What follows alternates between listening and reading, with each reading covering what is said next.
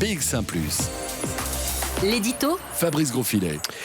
Un chef d'État face caméra qui parle dans les yeux de ses compatriotes à l'heure du dîner, c'est la communication solennelle par excellence. Depuis 1 an et demi, on l'a vu et revu cette image, ces moments de déclaration à la nation plus ou moins soignés ou guindés suivant l'État en question.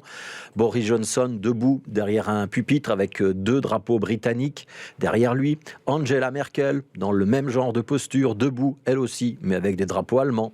Chez nous, les ministres préfèrent la position assise et la prise de parole collective. Ce sont les traditionnelles conférences de presse d'après comité de concertation. Alexander De Croo au milieu, le ministre de la Santé et les ministres présidents des autres entités tout autour. En France, la communication solennelle est l'apanage du président de la République. Ça n'empêche pas le ministre de la Santé ou le Premier ministre de faire des déclarations, mais quand il s'agit de monter haut dans la dramaturgie, c'est Emmanuel Macron qui s'y colle. Hier, le président de la République a donc ouvert un nouveau chapitre dans la lutte contre le coronavirus en annonçant une série de mesures destinées à fortement encourager les Français à se faire vacciner. En France, comme chez nous, la vaccination n'est en effet pas obligatoire. Mais en France, encore plus que chez nous, une partie de l'opinion exprime ses doutes sur les bienfaits de cette vaccination et ses effets secondaires.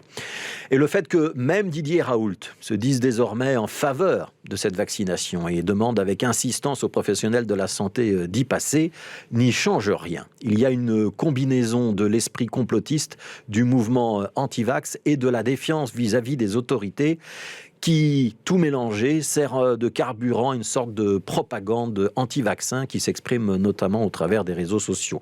Face à la communication officielle, cette contre-communication citoyenne finit par faire douter une partie des Français, des Belges, des Bruxellois aussi. Et démonter toutes ces affirmations pour retrouver la confiance des citoyens et les convaincre que la vaccination est bien un bienfait, c'est un travail qui ne se réalise pas en 3 minutes.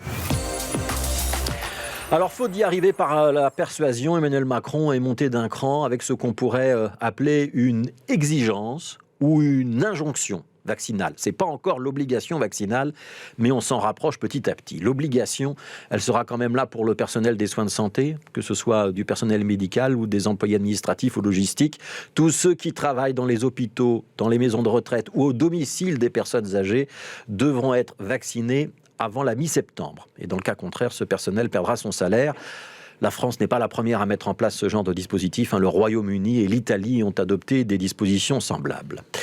Hier soir, Emmanuel Macron ne s'est pas contenté de mettre cette énorme pression sur le personnel de la santé des maisons de repos. Il a aussi annoncé des mesures qui vont contrarier le quotidien de tous les Français qui refusent la vaccination, puisque le pass sanitaire sera désormais obligatoire pour rentrer dans les cafés, dans les restaurants, dans les trains, dans les autocars. Alors, il ne s'agit pas d'une obligation à se faire vacciner, puisqu'un test négatif est un sésame suffisant avec ce pass européen. Mais dans les faits, pour tous les Français qui prendraient le train pour aller travailler ou rendre visite à leur famille régulièrement, et pour tous ceux qui aiment aller au bistrot, boire un ballon de rouge ou un thé à la menthe après le boulot, la vie sans vaccin va devenir un enfer, parce que entre se faire vacciner une fois pour toutes, ou en tout cas pour une assez longue durée, et devoir se faire tester tous les 3 jours pour avoir un semblant de vie normale, le calcul est quand même sans doute très vite fait. Alors, il y a bien sûr une forme d'hypocrisie à affirmer que la vaccination n'est pas obligatoire, quand dans les faits, on s'apprête à compliquer la vie de ceux qui la refusent. À la fin de l'été, en France, les non-vaccinés sont condamnés à évoluer à l'écart des autres, un peu comme les pestiférés au Moyen-Âge. Si on ne veut pas de la protection du vaccin, on ne pourra pas se mélanger à ceux qui ont choisi de se protéger. Ça, c'est un message très fort d'Emmanuel Macron. Si vous refusez de participer à l'immunité collective, vous vous mettez de facto en marge de la collectivité. Cette opposition, donc ce conflit entre la liberté individuelle des uns et la santé collective des autres, n'avait sans doute jusqu'ici jamais été aussi clairement explicité. Et il n'est pas exclu que ce débat-là, qu'on n'ose jusqu'à présent pas vraiment aborder en Belgique, ne finisse sous l'impulsion des variants par devoir être débattu chez nous aussi dans les prochains jours. Toujours plus d'actu sur BX1 +.